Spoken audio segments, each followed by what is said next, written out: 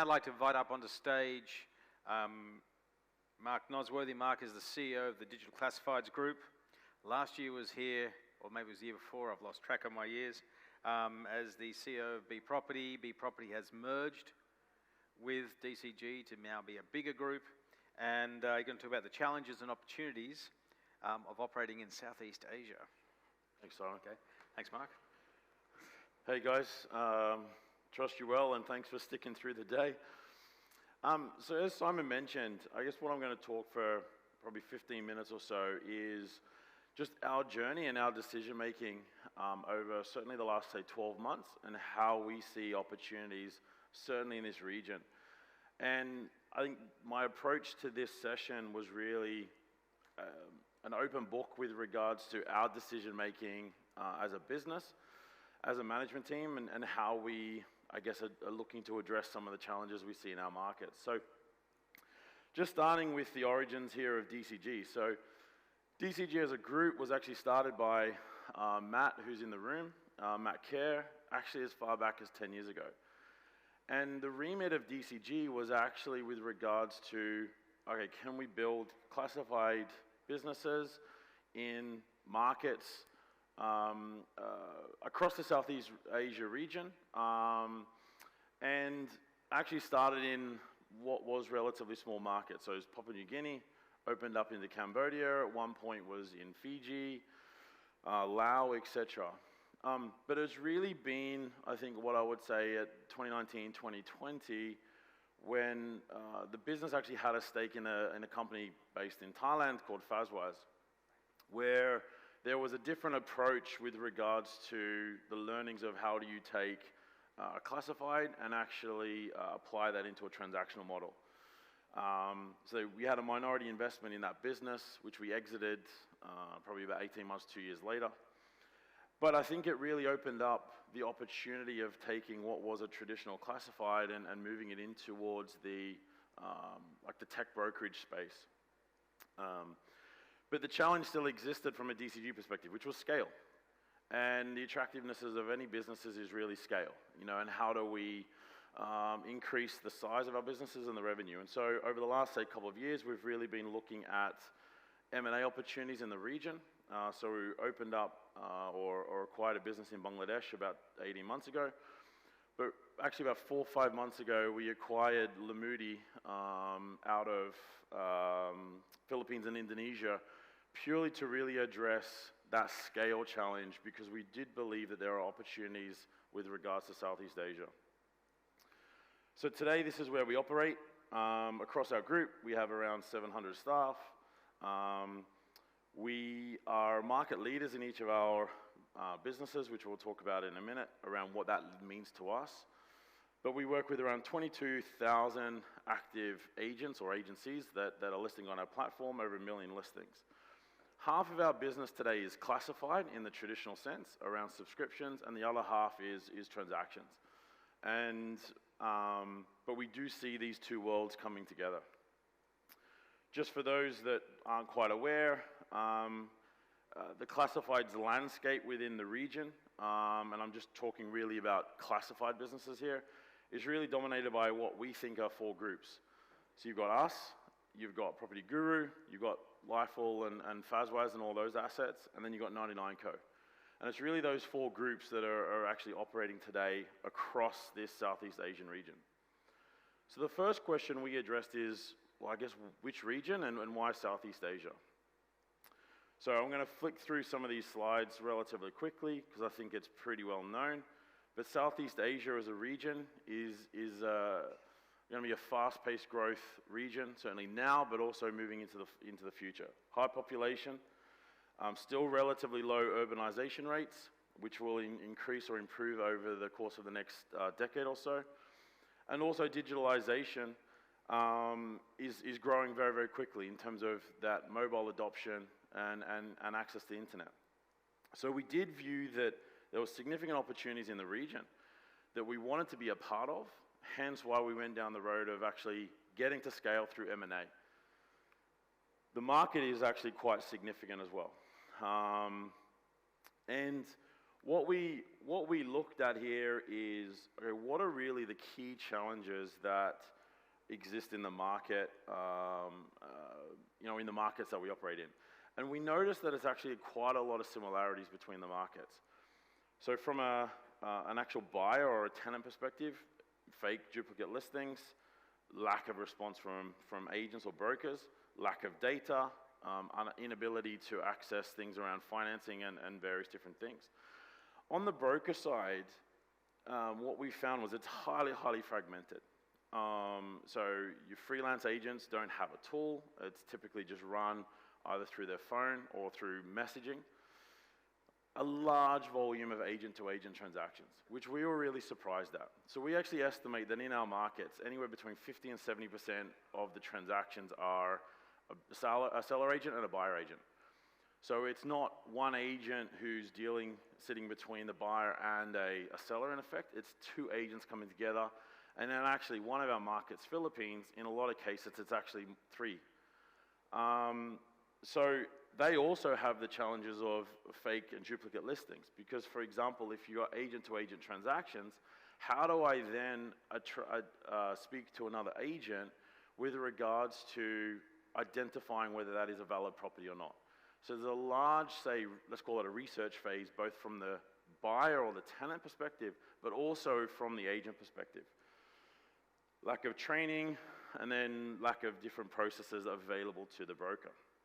So these are really the key decisions that we've gone through in the last probably, let's say 6 months in particular. So which countries do we choose to operate in?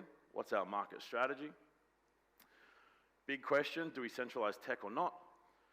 What's our operational structure, and then people? I think in terms of addressing, I guess, the question that I was asked to speak on, which was how do we operate in the region but also cross markets? These are really the thought processes that we've gone through as a group, in particular in the last 6 months. So when we talk about which countries do we choose to operate in, we viewed that we had to get to market leadership, and we defined market leadership based on traffic. Very, very similar to the previous presentation. It's really around the eyeballs and the traffic, and then the business starts from there. So in all of our markets, we are leader with regards to traffic, and therefore we think that flows through into leads. In Indonesia, we have a couple of portals. It's not just Lamudi, we also have the real estate section of OLX. So the combined portals in that particular market does give us clear leadership. The next question that we went through was, it's a big question. Do we have same business model, or do we have different business models from market to market? And our view of this was not just from a real estate perspective, was also looking at other businesses in other markets, ride-hailing, food delivery, certainly in the region, where there are examples of a similar business model being applied to similar markets. And when we looked at our business and we looked at the tools that are available in our business, which I'll go into in a minute, we did believe that there are similarities that can be applied across some of our markets. So typically here in Western markets, you've got different businesses applying or working to provide solutions across each of the different component parts of our ecosystem or our industries.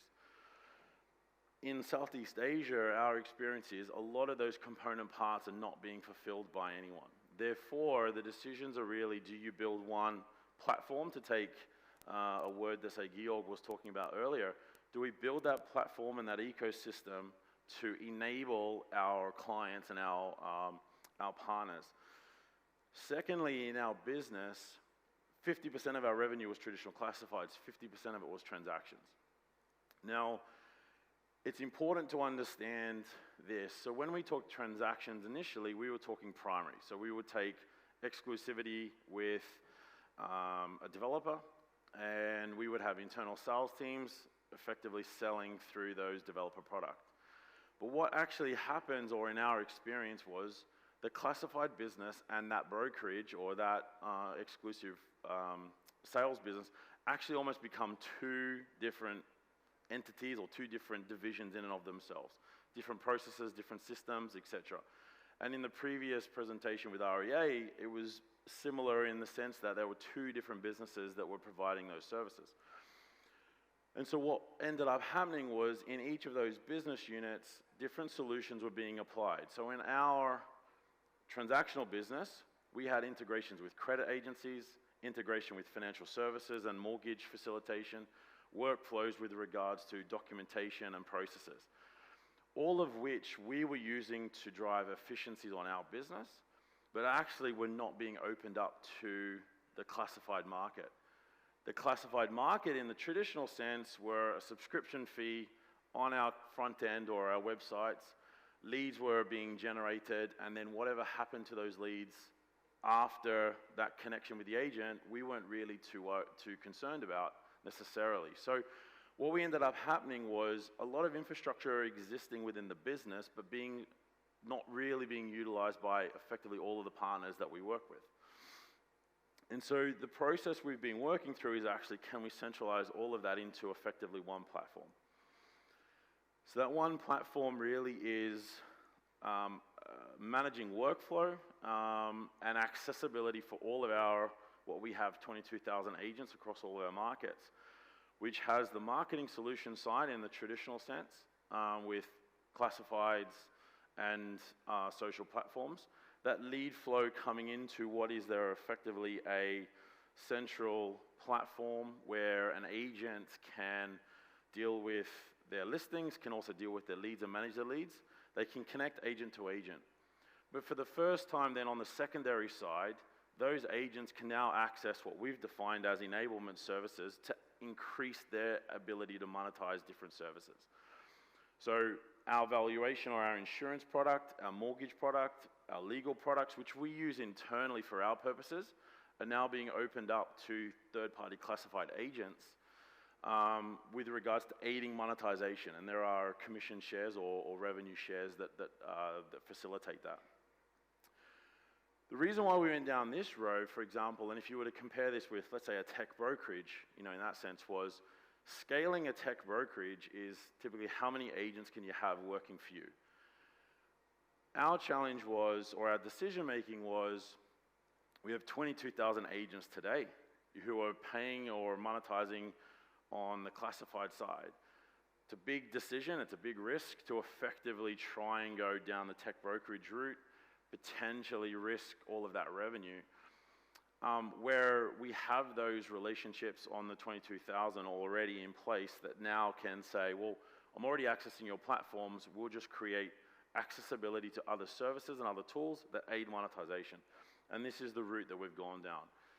And we do believe that there are similarities, enough similarities market to market, that this platform can be deployed across our main markets. The next decision that we went down was, do we have centralized functions or do we have decentralized? And we've taken the view to centralize everything from finance, legal, marketing, HR, BI, and technology. Now, this might be a very, very obvious conclusion to arrive at, but the decision that we had was we actually had businesses with its own infrastructure.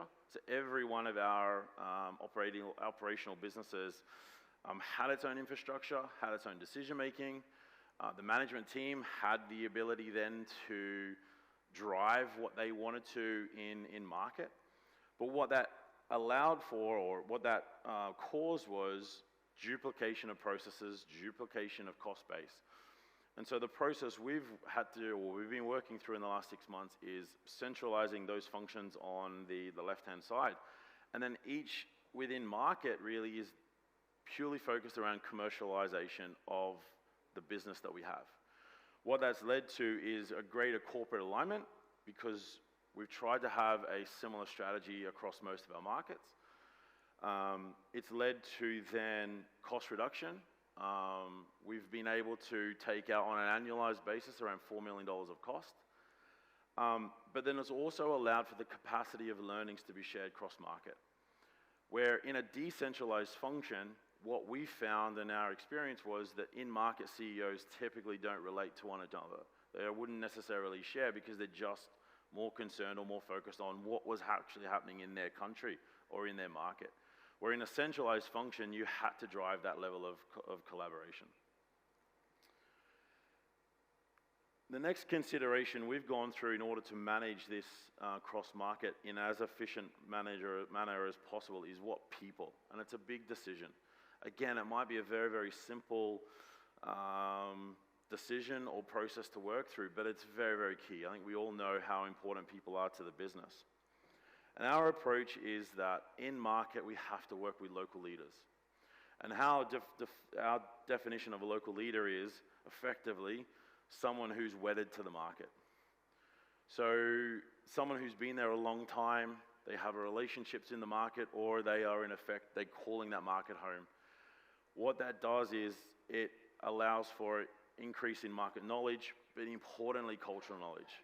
I've lived in a few countries in my lifetime, and you make some mistakes with regards to culture just purely based on, I'm Australian, we tend to be pretty brash at times, and that can rub against itself in different cultures. So it is very, very important in our experience to have a really strong cultural knowledge, but also it reduces the risk of flight risk.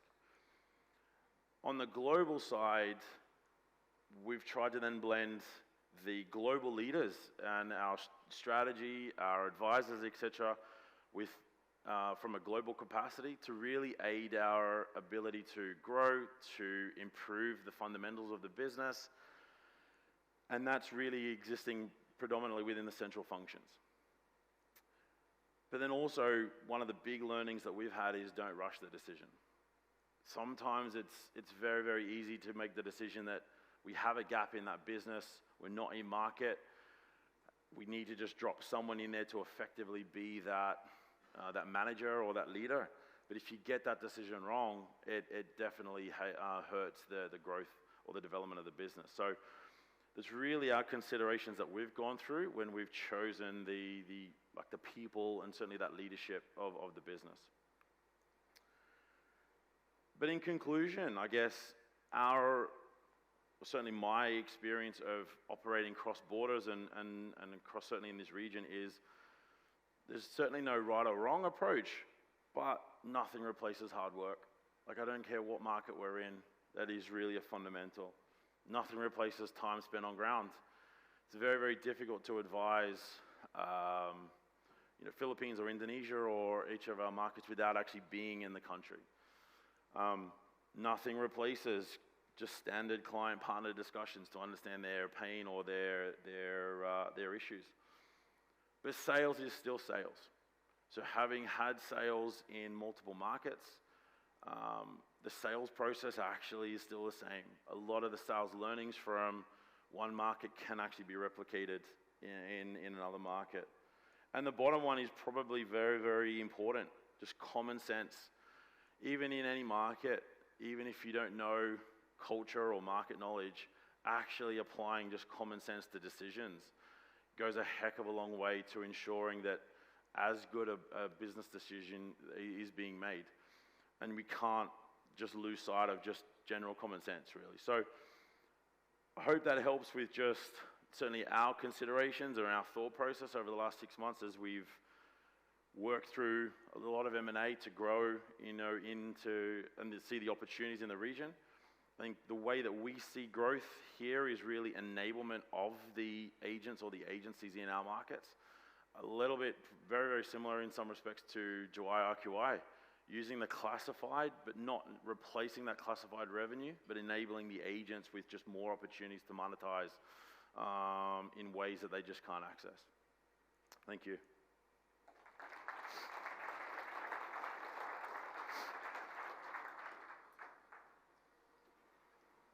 Mark, thanks for that. Got a bucket load of questions for you, so let's fire away. Sure. See how you go. Property Guru pulled out of Indonesia saying that it couldn't make a decent profit as a number 2. Mm-hmm. What makes DCG believe it can do better as a challenger? Well, it depends on what you define as a challenger, in the sense that I think in Indonesia we have the 2 portals, OLX and Lamudi. I think Property Guru's decision, in all honesty, was probably more a reflection of what's going on in their wider group as opposed to necessarily specifically Indonesia and realigning focus back there. I think if I to really look at that question, we have the traffic, we're we're actually profitable in Indonesia as a country itself. We've got a different business model in the sense that we're combining the transaction with the classified. So Property Guru was just classifieds only. So I think our hybrid platform there is, or our hybrid business model does give us some advantages as well. Okay, 3 agents in a transaction? Yeah, sure. Okay, so how does that work? And how do you reshape a market to eliminate over-brokerage in the commission? Yeah, it was interesting. The 3 agents one was really a surprise to us. So essentially how it works was you've got someone with a property, someone with a buyer, but the buyer, the 2 agents couldn't connect. Someone effectively is just sitting in between, connecting the 2 agents and taking a share of the cut, right? Like, it was as simple as that. And it's very, very informal in the sense of it's 3% on the secondary split, 1-1-1. I think our view of it is just looking to enable what is already happening, because it'll take time to actually transition that that process. Yeah. Okay. Any updates from bProperty in Bangladesh? How is the user experience there in comparison to other markets like Vietnam? I'll be honest, I don't really know Vietnam too well, so I can't really comment necessarily on that one. But I think the market actually has a lot of similarities to India, which we've heard a couple of times today. I think Bangladesh for us, it's a long-term market. I don't think it's a matter of if it will grow significantly. I think it's just a matter of when. When that is, it could be tomorrow, it could be next month, 10 years. I think that's probably the reality of it. Okay. How do you enable localized product customization? Yeah, for example, search behavior, or I guess searching, what it's really talking about, based on consumer insights while having a centralized technology platform. Sure, yeah. I think our approach at the moment is it's really just common denominator functions, with the localized elements being your traditional area and how people would search. I think, in all honesty, one of the interesting factors for us today was the actual AI component, which I think we're nowhere near as developed as what some of the other businesses in this room are. So we've got a bit of work there to do. Okay. How much of a competitive issue are social platforms like Facebook? Do you see their influence growing or reducing over time? It's interesting. I've always approached this question around a portal doesn't want to actually work with the with Facebook, purely because you don't want them to go and see value in Facebook and reduces the importance of you as a classified. I think actually with us trying to shift the strategy towards a platform play, in that sense, Facebook actually becomes an enabler. And it's the control and the lead flow back into our ecosystem and our platform. Again, we're not going to change the country. I think Philippines was in one of the slides earlier, I think it was the highest social or Facebook use per day at about 4 hours a day. So we're not going to change that. So in some respects, we've got to adopt a process or ways in which we can work with Facebook and really control the lead flow back into our ecosystem that aids the ability of the agent. Okay. Property Guru withdrawing from Vietnam, or partially withdrawing from Vietnam. What does DCG see in this market in the next 12 months? As an opportunity, I guess. In all honesty, as I said, I've never really looked at Vietnam in depth as a country, so it'd be unfair for me to comment. I've probably only heard a few of the challenges there, but yeah, I probably can't comment too much. Okay. I guess what the real question was saying is you're looking to acquire into that country, correct, move into the country, be an operator in the country? It's not on our radar at this moment because we've got to focus on execution in the... You have your hands full. Correct, in the markets that we've just acquired, yeah. Okay. Pick one of the last two. Do you want to talk about Mongolia? Or I've absolutely got no idea about Mongolia. Okay, I think so let's do the other question. So yeah. Let's do the question. How do you handle local tech and marketing requirements in your centralized structure? So marketing, we've actually centralized the digital side of things. And that's really to get the learnings of the digital components of that. the creative side or the local, whether it's events or whatever is actually in market, so that works with the local teams. But really it's just a matter of prioritization. And we do see that there's probably 80–85% of the core platform itself can be replicated market to market, which is where we're focused on still at the moment. And then the local nuances is really a prioritization between myself and the CEOs around, we're all pretty grown up to manage which opportunities. It's also a function of our bigger markets, accelerating growth in our bigger markets. So typically for us, Indonesia and Philippines would come before some of our smaller markets with regards to tech development. Okay, excellent. Mark, thank you very much for sharing your thoughts and how you're going with DCG. Thanks, Simon. Okay, thanks very much.